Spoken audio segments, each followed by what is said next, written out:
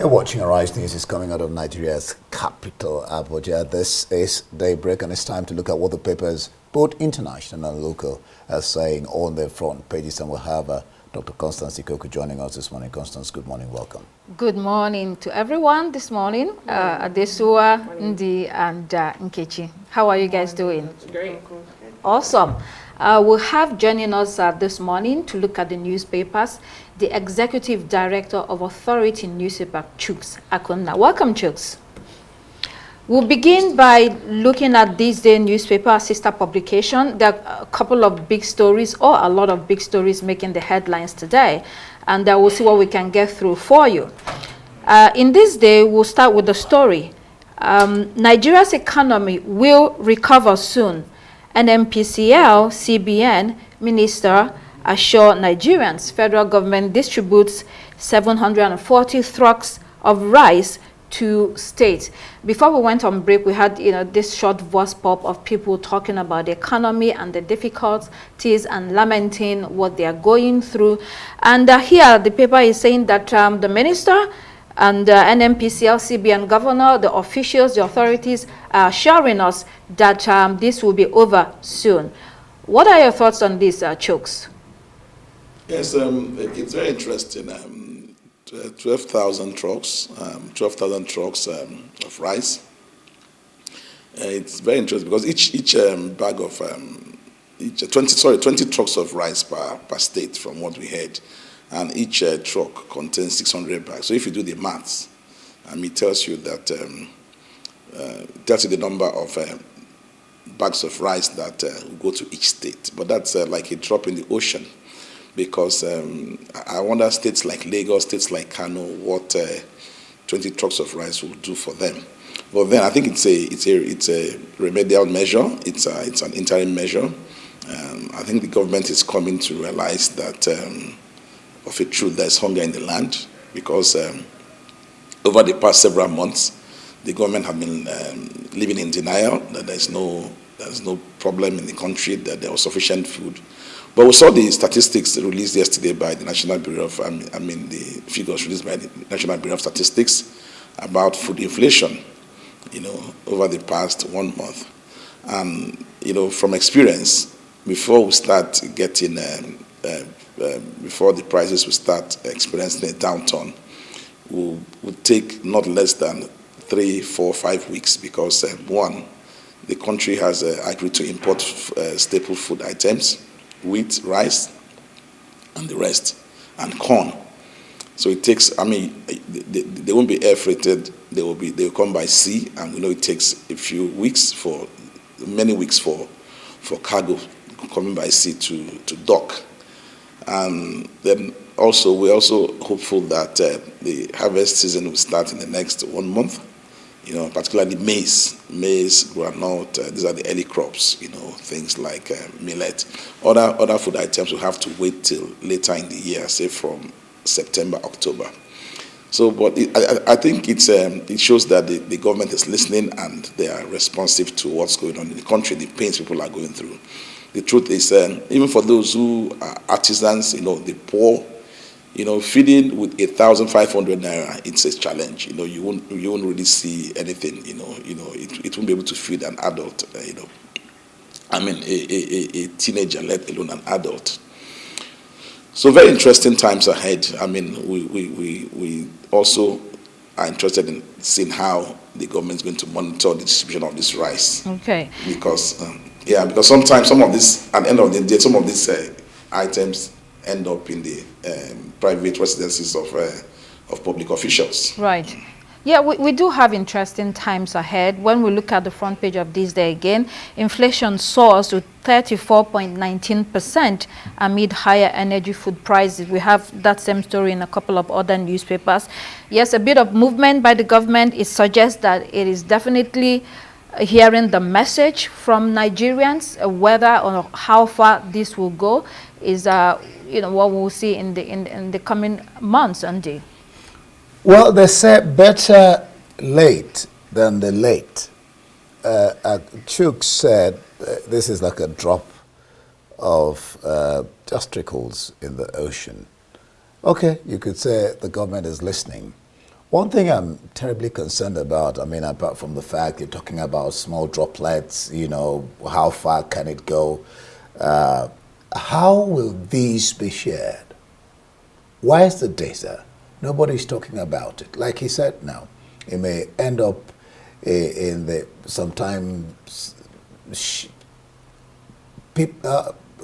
people who are not supposed to even touch this rice show no shame to end up in their houses. If you look at Guardian's front page, it gives you a graphic illustration of how, let me use the word terrible, because it really is. I mean, you can imagine that I bought bread, not just about a week, and I go back to buy the same bread. And it has added money when I asked. I thought I was buying it at the same rate, only for me to ask. And they said it had. So it looks, and the woman on that Vox Pop said that she just bought on Friday, went back on Saturday, and the price had risen. And she says, well, this is what I sell it now. If you want to buy, you buy. If you don't want to buy, you go. Look at it. You see 2.5 kilograms of Irish potato, 56% increase from 5,000 to 7,800. Look at yam, Abuja yam by 5 pieces from 10,000 to 22,000, 120%.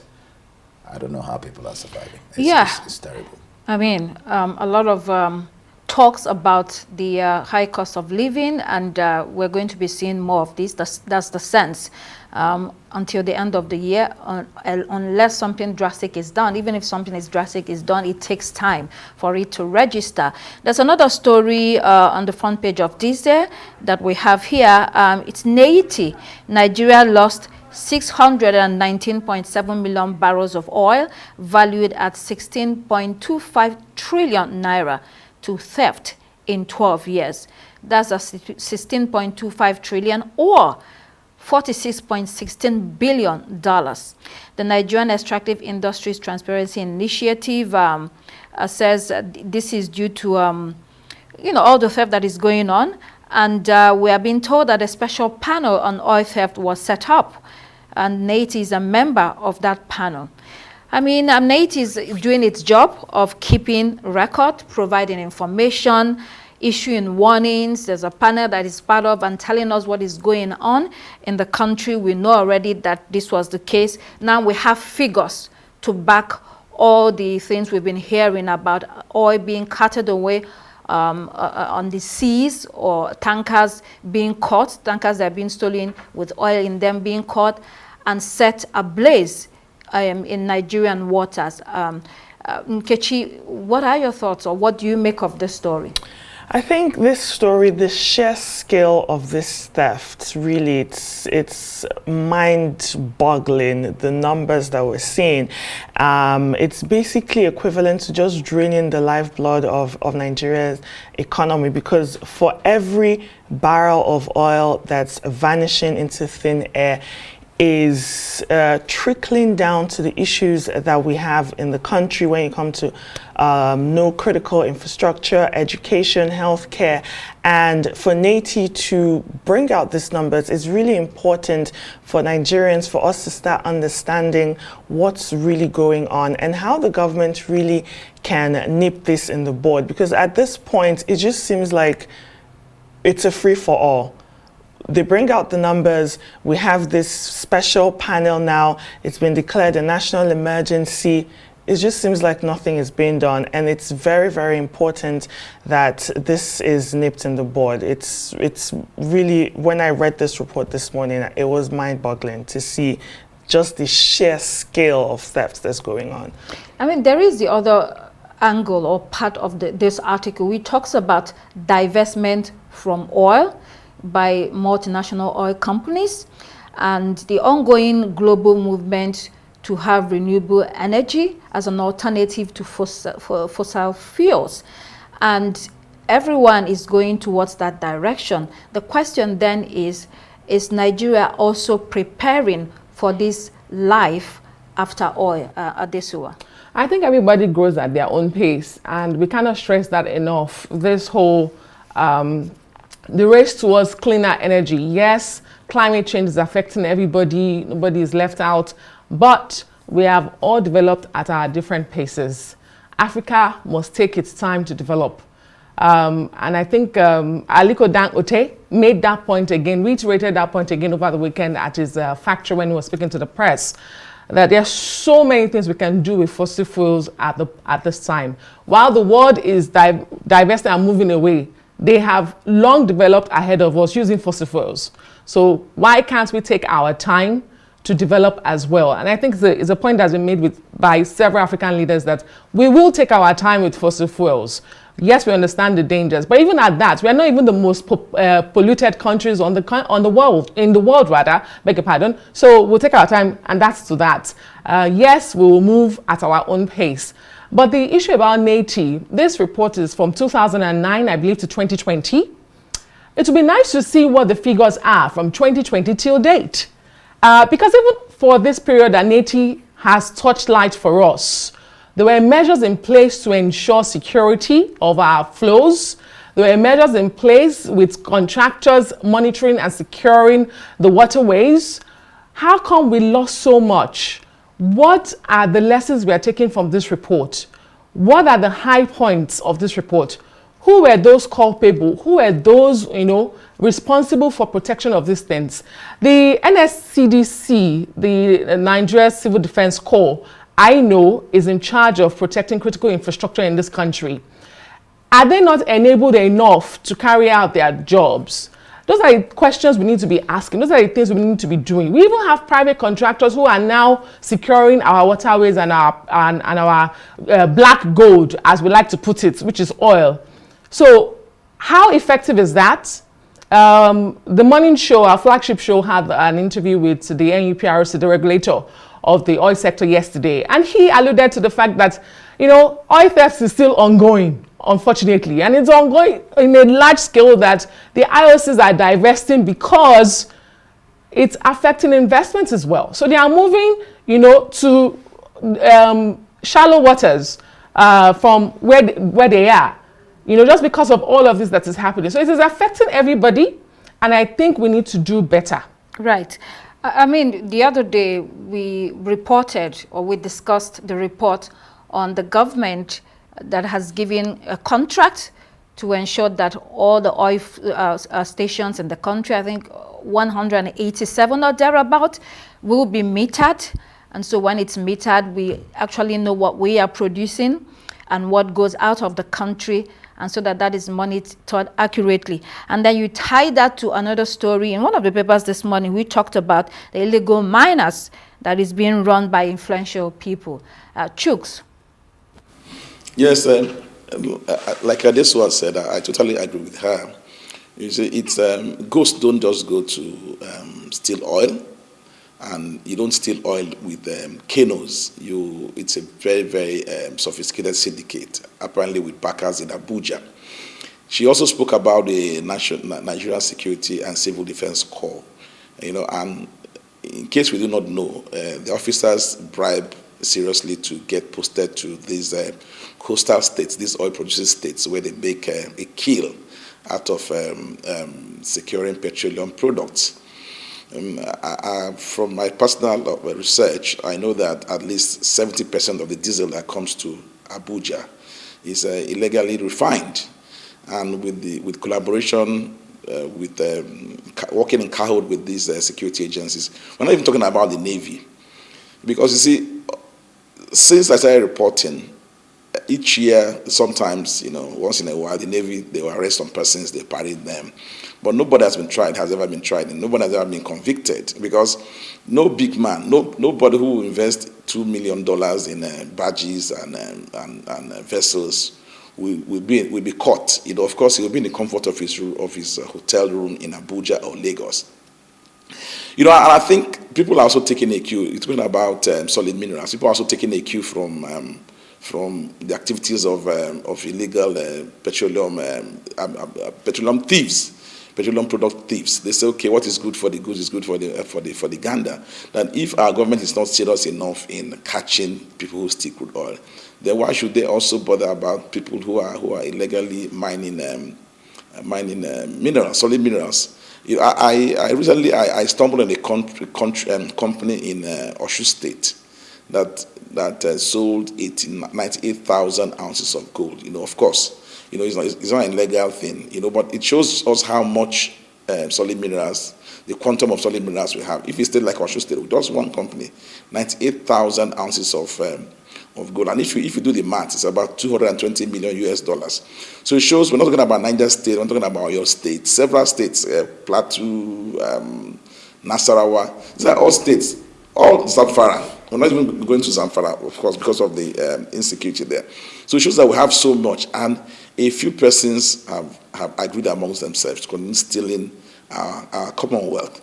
And the government appears to be working hand in glove with these criminals, and that's why, you know, none of them ever gets prosecuted, at least to the best of our knowledge. You know, talking about preparing for a post-oil future, if we cannot manage the resources that we have today to build the infrastructure and improve the standards and well-being of the people, I wonder how a post-oil future will be like. Let's move on to Guardian newspaper. In the Guardian, there are a couple of stories on the front page. It was difficult to pick in which one to discuss, so we touched briefly on a couple of them. Again, Kyari gives early August time on Port Harcourt Refinery. Then there's the pro-Wike lawmakers block Fubara's access to funds. Tinubu may transmit minimum wage to NAS next week. Lawan disowns anti-Tinubu comment amid moves to sanction Ndume. I mean, we can start from the Kyari story. Again, he's promising that a Port Harcourt Refinery will be back on stream by early August. Too many promises and very little results indeed. Can Kyari just stop talking? Yes, yeah. Yeah, I mean, can he just stop talking? Can you just go on and do it? It backfires, because I think we were discussing this the other day, and I said, have we forgotten? I think it was around, he said, October, December, so yes. We're going to have two working. This is what? July, 7 months into 2024. And you've come again, you're saying, in August, one would really wish that this will come true. But the point is that if it doesn't come through, you get the flag. So what's the need? What's the hurry? Yeah, all of us want this to work, but put your house in order. Cross the T's, dot the I's, get ready. Let your word be your bond. When you said that it's going to come out in August, you would have calculated and factored in all the factors inhibiting or aiding or helping you before you come out and say, August is next month. Am I correct? It is. Yeah, so we watch and see what gives. But like I said, just stop talking and do it. I mean, this is the same NNPCL that is promising Nigerians or assuring Nigerians that the economy will bounce back very soon, and then oil theft under them, they're unable to manage. So I wonder when this refinery will come on stream or start working again. I mean, if you see, if you look at talking about the 90, Lopwabri put that in figures, $1.8 billion in fuel stalling over 9 years. And the question you ask, like one lawmaker said that these people are not spirits. Who are stealing? Who are they stealing it? Why are they not being caught? Right. We still have the fire in Rivers State going on. It hasn't been put out. Pro-Wike lawmakers block Fubara's access to funds. That political fight going on in that state has not stopped. Nkechi. I mean, when you halt funding, everything from infrastructure projects, education, health, this really is going to affect the people of River State. So whatever fighting, whatever tension is going on at the top with the pro-Wike, pro-Fubara, at the end of the day, the people that are going to bear the burden is the people of River State. The people that are supposed to be enjoying the resources of the state are now having to suffer the consequences of whatever political fight is going on between former governor of the state, Wike, and then Fubara. Fubara, the governor of the state, has not really had a chance to actually perform his functions as governor. He's been dealing with this power struggle back to back, and it just seems quite unnecessary to put the people, because at the end of the day, you're working for the people, to put your people in this sort of situation. Every day in the newspaper, it's a new thing. They're locking up offices, and now they're saying, look, they're trying to stop the governor from accessing funds that's going to help the people of the state. And this just has to end, really. I mean, we go to, again, on the same Guardian newspaper, that Tinubu may transmit minimum wage bill to National Assembly next week. They haven't reached a compromise yet, but that bill has to go out to the National Assembly next week because this has to be wrapped up. This, what are your thoughts on that? Well, indeed, the president last week met with the representatives of the organized labor as part of his continued consultations in achieving a new national minimum wage. As we do know, the 2019 Act, which prescribed 30,000 naira, expired in April. So that meeting held. As you know, we did press them for answers, what really transpired. We're told then by the Minister of Labour, Nkuru Onyejoche, that it was a father-children conversation. On the part of Labour, they said, yes, the president is the father of the nation. It was not a negotiation. It was just a discussion, whatever that means. And then I asked Labour at that press conference last week if, they have shifted grounds on the 250,000 naira. There are two figures on ground at the moment. The government side and organized private sector proposing 62,000 naira, and Labour advocated for 250,000 naira, saying that the current minimum wage cannot take them and their family in the economy that, inflation continues to rise. I mean, look at food inflation, it's 40.87%. Now, there's going to be another meeting, which is a follow-up, and that will be, we have been told by the Minister of Information that will be Thursday this week. Whatever happens at that meeting, we are also told may likely lead to the president sending a bill. Whether Labour will then agree with that figure that the president will push to the National Assembly is another kettle of fish. But we do know that after this meeting, because the president has also met with the subnationals, the state governors who are part of the tripartite committee. Now, whatever happens, the outcome of that meeting on Thursday, hopefully will transmit to a bill being sent to the National Assembly for backing, for law backing. But there's also the question about, I lost my thought on that. Let's carry on. Go ahead. No problem. There's more to discuss. Yes, Don't worry about that. That's fine. Yeah, let's look at New Telegraph. In New Telegraph, we have the story on UAE. UAE leads a ban on Nigerians effective yesterday. FG. This was announced by the Minister of Information and National Orientation, Mohammed Idris. There are conditions attached, though, and there will be controls, he says.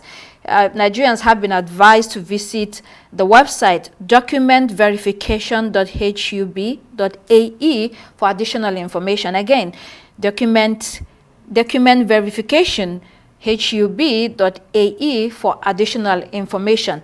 I mean, this is a culmination of months of diplomatic efforts to lift this ban. The government believes that President Tinubu has scored one on this. This ban was in fact effected in December 2021. So it was about time that it was lifted, Chooks. Yes, yes. On the one hand, good news. On the other hand, bad news for Nigeria, bad news for our forex, because I'm aware that over 90% of Nigerians who go to the UAE go there for tourism. So that means, further drain on our very limited forex. And I have thought that the government would have thought of a way of improving tourism in Nigeria. Of course, without security, you can't further the cost of tourism. We have very, very interesting tourist sites. There's a place in Kwara State called Owu Falls. Owu Falls happens to be the highest waterfalls in Africa, but as we speak, there's no access road to Owu Falls. We have the Ferring River Falls in Nasarawa or Plateau. We have several. There's no road to the Mongo Park Monument in Jeba. Even look at the Obudu Cattle Ranch. Obudu Ranch we had that we used to go to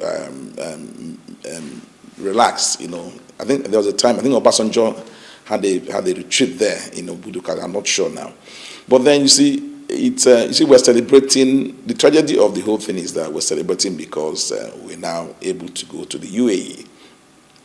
But nobody celebrates when he has visa to come to Nigeria. So we have to look at a way to address this imbalance so that Nigeria will become tourist haven for people. We can generate a lot of money from tourism, but first things first, we have to fix our security. We have to fix roads. We're talking about very bad roads because you don't just, most of these tourist sites, you can't fly there. You have to actually drive there. So if the roads are not safe, if the roads are not good, tourists will not be able to visit. But then, good news, it's a kudos to the Tinubu administration because they will say, yes, we're able to secure this diplomatic victory, as it were.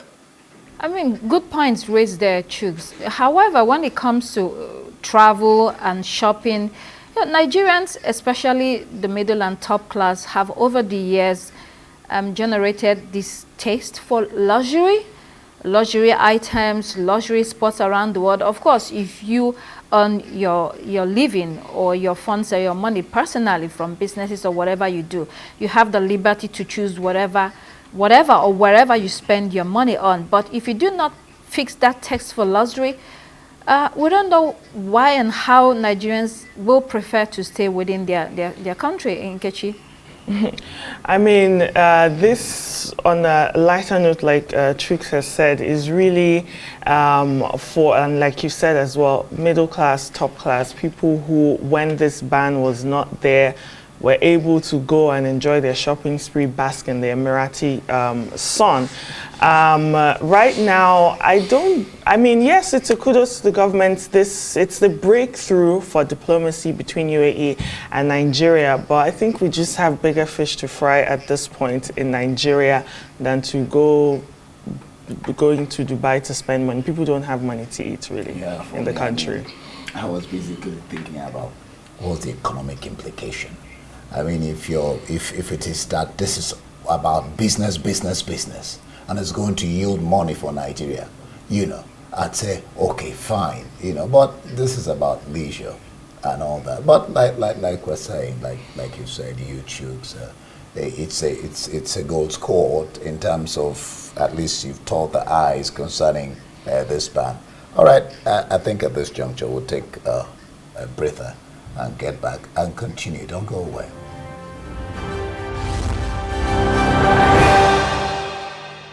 Glad to have you back. You're watching the Paper Review here on Daybreak. It's coming to you from our studios in Nigeria's capital of Abuja. Dr. Constance Koko is still with us in the studios, and our guest analyst for the day is Chuks Akuna, Executive Director of the Authority newspaper. Thank you guys for being with us. Yeah, we're going to be looking at Daily Graphic. We're going international now. Daily Graphic is from Ghana. And so here in Daily Graphic, we have a story, 1.9 million youth idle. This number of young people are neither in education, employment, or training. This is according to the Ghana Statistical Service. I guess this is like our own National Bureau of Statistics. This group is also aged between 15 and 25. Females constitute predominantly this group, 1.2 million of them. That's a lot compared to 715 and 691 males. However, this is a slight fall compared to last year, the story tells us. First of all, the population of Ghana is about 33.48 million as at 2022, based on the country's 2021 census. 38% of Ghanaians are between the age of 15 and 35, almost like Nigeria, and 4% are 65 and above. This number of young people idle, 1.9 million people, that's a lot, and that's a source of worry, Chuks. Yeah, exactly. It's a very sad story, 1.9 million, but if you compare that to Nigeria, I think Nigeria will have a minimum of 50 million idle youth.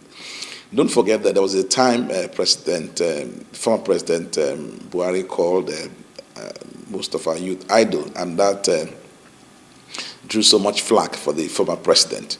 But the truth is, why are these youth idle? It's a failure of government at all levels. We have close to 20 million out-of-school children in Nigeria, and that's very worrisome. It's because these children will forget that they will grow to become youth in the nearest future, and that will pose a very big threat to us. Look at what happened a few weeks ago when a Mayor General was killed. A Brigadier General was killed in Abuja. You saw the kind of people who were arrested. Those who killed him. There are people who never went to school. So, and you see the cost on all of us. It's very distressing. It's very distressing. If we fail to cater for our children, chances are that they will grow up not having skills, not having formal education, and of course not having basic knowledge of what to do. And in this era of the social media, they are all the allure of the internet, of fast supercars, of super bikes, of mansions, and the rest. We continue to dominate their thought pattern, and that's why the police is increasingly finding it difficult to fight crime, because if you look at 1.9 million idle youth, that's about the population of several countries around the world, and you can imagine what this youth would have become had they had formal training, had they had basic education, had they been trained. Because you see, if children, still like Nigeria, for instance, we passed the UBEC Act, Universal Basic Education Commission Act, in 2004. That's 20 years. The act made it a crime for any child of school-going age not to be in school. But as we speak, 20 years, if you drive around the streets of Abuja, you see children who are 3, as some are 2 years, coming around your car, harassing you, for begging for alms. And this is a story in most parts of Nigeria, especially in the northern part of the country. And we pretend that all is well, and we forget that in the next 10 years, these guys will no longer be children. Yes. They'll be youth, they'll be young adults, and they'll potentially be a threat to our very existence. I mean, I would like to tie this story back to another local story that we didn't touch, but it's relevant. When you look at New Telegraph, it says huge debt, other crippling private schools operations. Investigations, 30% of pupils sit at home during ongoing exams because they're unable to pay school fees. And then also owners are lamenting multiple taxes. So if you don't have the basic education, the foundational education for this age, 15 to 25 or 15 to 35, I mean, this Ghana story can be implanted to Nigeria, and we face a similar problem. So whether you're talking about education, whether you're talking about unemployment, if the young people are not prepared, then you're actually preparing for a chaotic, dangerous future. Adeswa. Where have we put education in our society? We haven't paid enough attention to education as a necessity. I think we see it as just another thing, that society must do. Until we begin to prioritize the importance of educating our people, then we will continue to see the statistics we're seeing. Not only that, we'll also continue to see the kind of society we see, where crime rate is high, where out-of-school children is high, where people cannot, develop basic skills for themselves, and they have to rely heavily on government. And then the politicians, weaponize that and weaponize poverty. So they have youths who are idle at their beck and call to use them during elections to mar the process that brings them into power. Because you will not see such society that have educated their young ones. You will not see a father who has educated his child allow such child to go and become a political miscreant or a miscreant in society. So I think we need to be deliberate about our policies. What is our budget for education? And the monies we have spent on education so far, has it really gone into educating our children? Or we are just using it for overhead costs and, it gets lost in the process as a result of corruption? So many issues around here. We joined many African countries in this nation's capital, Abuja, to give so many declarations, including health and education. But what do we have today? And so bottom line for me, We need to prioritize education. We need to take it more seriously as a necessity. Right. You know, there was a time in this country where the child of nobody, or the children of, you know, people that were not high up there, Could go to school. get a decent education.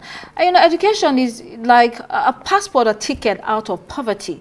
A lot of developing countries or developed countries have also used it to lift their populations out of poverty. So it is so critical to get that foundation, that basic. And, you know, at the state level, this is something that needs to be done. Primary and secondary education, it used to be almost free of charge or nothing. When I went to university in this country, it was literally nothing. These days, you pay through your nose, especially if you're attending private universities. Especially private. Let me tackle this. It's a special case. We really need to do, it's a special case. It is.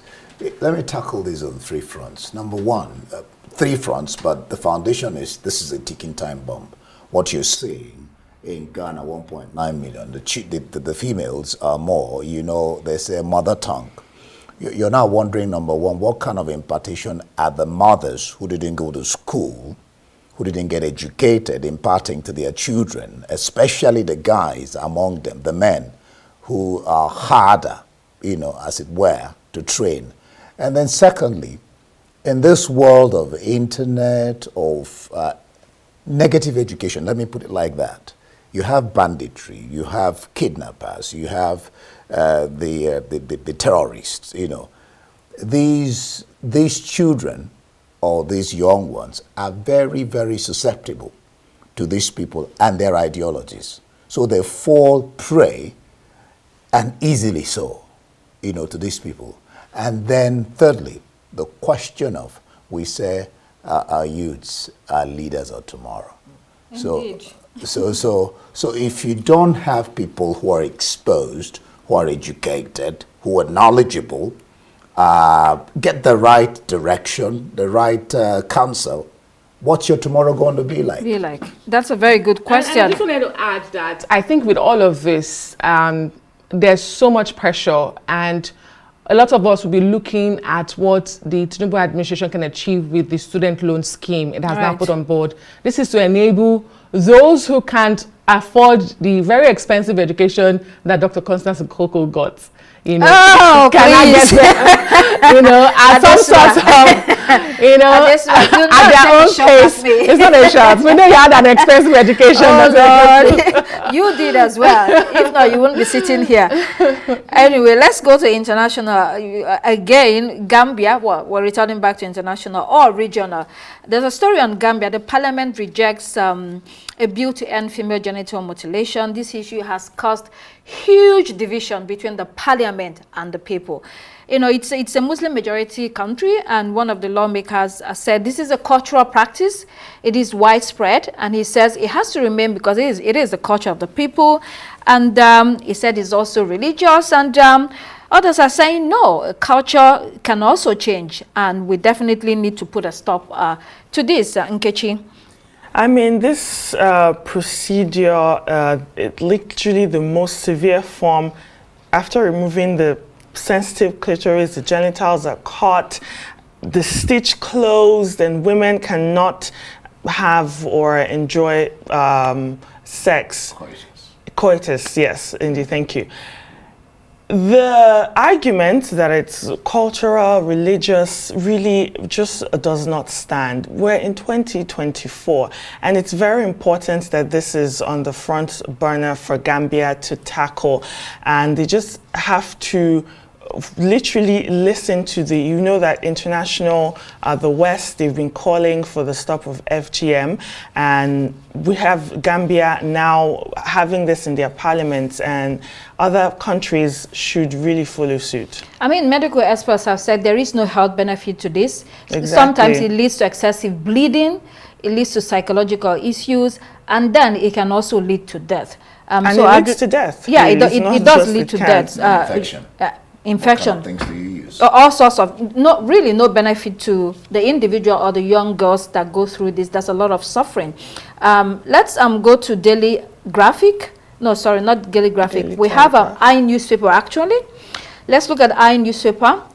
Starmer and Trump start building their new special relationship. personal call was made to Trump by the Prime Minister, and this call was the Prime Minister's idea, we're told. Starmer overruled his advisors who suggested sending a note to Donald Trump after the assassination attempt. Trump quickly accepted the 10-minute call arranged through the British Embassy. He's eager to build a strong working relationship with Starmer. Trump congratulated Starmer on his victory. Well, as it stands, it looks like everyone is falling over themselves to begin to build a relationship with Trump. The new polls show that he's ahead, way ahead of the the Democratic candidate, President Biden, following this assassination attempt on him. And so I guess it's a smart move for Starmer to begin to build that relationship, Chooks. Like you rightly said, several persons, several world leaders are already viewing Donald Trump as the incoming president of the U.S. To start with King Charles, who happens to be the head of state of the UK. You know, he personally wrote to Trump, consoling him on the assassination attempt.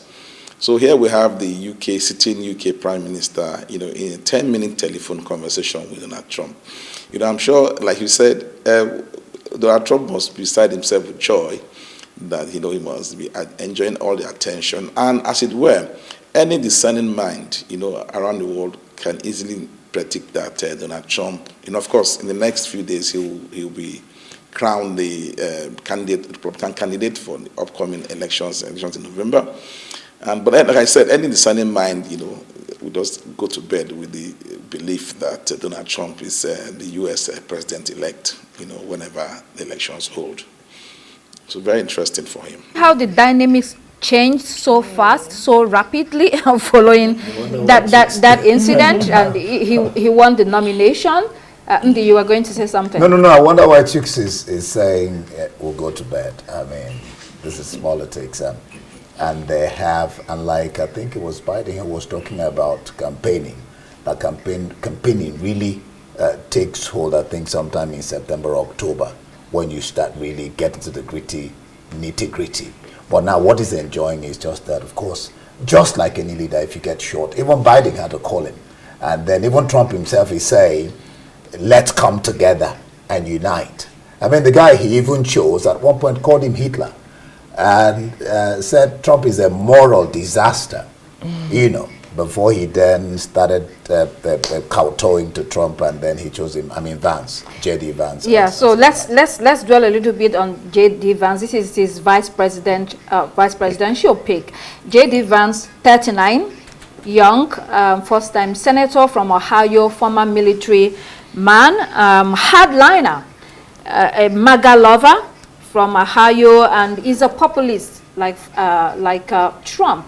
Some people are saying that he made a good choice picking Vance because it aligns with the kind of campaign that he wants to run.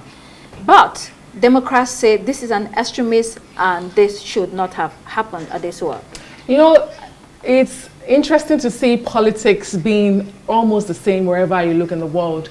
Recall that after the shooting incident, we had so much of our unity call, we have to unite the country. Violence has no place in democracy, has no place in politics. But that has quickly fallen away, even from both camps. You now hear President Biden saying Vance is a clone of Donald Trump. In other words, he's just as terrible as Trump. And then you hear Trump saying, this witch hunt coming, of course, the court case about him stashing documents in Mar-a-Lago, his house, being dropped. It's like the universe is just falling on Trump's laps. First, the shooting, 2 days after, he gets, this court case thrown out, and he's leveraging on that, saying that I have said this witch hunt against me should be dropped. And he chose just the perfect time to push such a message after he's been shot at. So politics is interesting. With Vance, some have said, if you look at the Times today, they've put out some polls where Trump is leading, and that's including in Pennsylvania, Wisconsin, Michigan. These are key swing states. Now, 6 out of these 7 states, Joe Biden won in the last elections. But this poll has now put Trump ahead in all of them. And you can now see why world leaders are beginning to start to think we need to realign, you know, our relationship and all of that. Why Vance? Some have said Trump is comfortable because he's so ahead in the polls. He feels that a younger person who aligns with him will give him the much boost that he needs. We'll wait to see. I mean, Vance has his history, his political history. As an author, we've read. If you've read that book, then you can tell the kind of person he is. Some will say Pence was not so much different from Vance. He was so much against Trump, and then ended up being his peak. Not so much difference, or totally different? Totally different. Really totally they were not the same thing at all. Pence was not like Vance at all. Pence was also anti-Trump at one point. He didn't But think not the way that he had the political morality to lead America. But hey, he became his vice. Well, he became his vice, but also they fell apart when that January 6 happened. Yes. So that showed you that Pence was standing on his own. a little bit At different one of a point, they person. fall apart. Yeah, when the January 6 happened, Yeah. I think Trump was hoping that he would go in there and, you know, align with, you know, the people that attacked the. Trump was even forcing him but to influence the election. And I will not be And the man surprised. said, sorry, I can't do this. I would This be is wrong. This is surprised. against, I would not be surprised, against honestly, my morality. If and Trump against, and Vance should fall apart at some point, I would not be totally surprised. I mean, I think it's Trump. this is something that happens in politics. Look at Kamala Harris. Kamala Harris was against Biden at the beginning. that was debate. No, before debates, before she was picked as vice president, it happens. When push comes to shove, you have to put that aside and basically work for the party. Yeah, of course. When it comes to Trump and the shooting, when he was arriving at the RNC with his bandage, everybody was shouting, fight, fight, fight. Trump is going to bask in this attempted assassination. You even also have President Biden, who people are not even that much have confidence in, saying in an interview that it was a mistake, that last week he had said he wanted to put Trump in a bullseye. And so this is now bringing up that conversation of how far language should go when it comes to campaigns. In fact, they had to suspend, the Democratic Party had to suspend all the Campaigns. Yeah, all there was on Trump that I wanted to put out because of the attempted assassination. They had to withdraw it for now. You know. So before we go on this topic, Kamala Harris is going to square up against J.D. Vance in a debate. Chooks, how do you see this playing out? I mean, Kamala Harris is a good communicator. Vance is also a good communicator in the populist sense. Yes, relatively, Vance is not much of a politician. He's just he's not very well known, but we know. I mean, Harris has the advantage that over the past 3.5 years, you know, she's enjoyed the limelight, and people have had the chance to actually assess her. But then it's going to be very, very interesting because these are two relatively young persons. But even though Vance is about 40 years younger than Donald Trump, people are looking forward to a very interesting vice presidential debate, and it's going to go a very long way in determining, of course, it's going to contribute in determining how Americans make up their minds on who to support in the upcoming presidential elections in the U.S. The space as it plays out, and here is where to call it a day. Thank you, Akona Chooks. Thank you, Constance. I am Ndi Amogo, thanking you for watching. Up next, it's the morning show. It's a full day ahead, and every moment matters here on the Arise News channel. I am Kichi Nana. Well, thanks for being here. I am Adesua Omoruan. Good morning.